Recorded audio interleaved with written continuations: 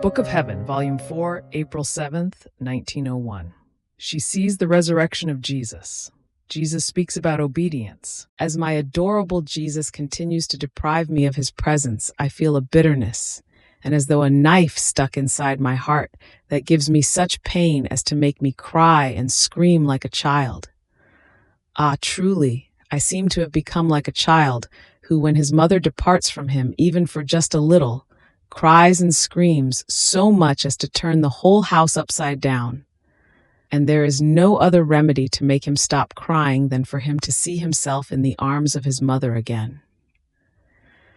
So I am a true little girl in virtue, such that, if I could, I would turn heaven and earth upside down in order to find my highest and only good, and only when I find myself in possession of Jesus, then do I calm down.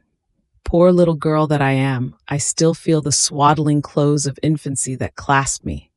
I am unable to walk by myself. I am very weak. I do not have the capacity of the adults, who let themselves be guided by reason.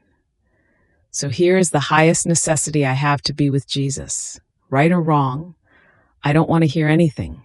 All I want to hear is that I want Jesus. I hope that the Lord may want to forgive this poor little girl, who sometimes commits some excesses.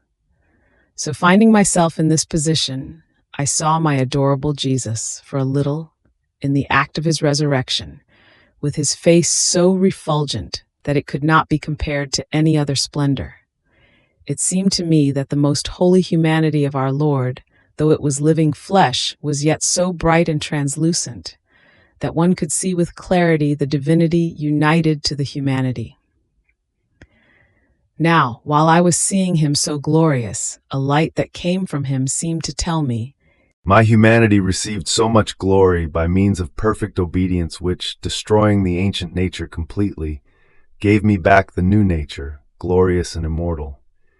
In the same way, by means of obedience, the soul can form within herself the perfect resurrection to virtues.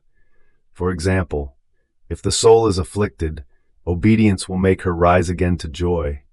If restless, obedience will make her rise again to peace.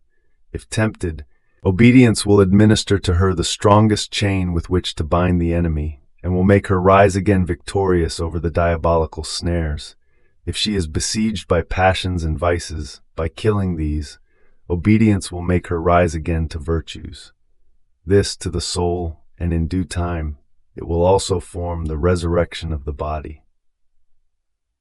After this, the light withdrew, Jesus disappeared, and I am left with such sorrow, seeing myself without him again, that I feel as if I had a burning fever that makes me fidget and rave.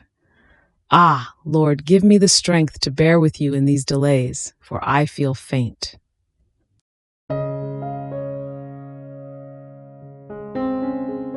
Thank you for being a part of our community here at Divine Will app. If you enjoy listening to Jesus' lessons on how to live in the divine will, please give this video a thumbs up.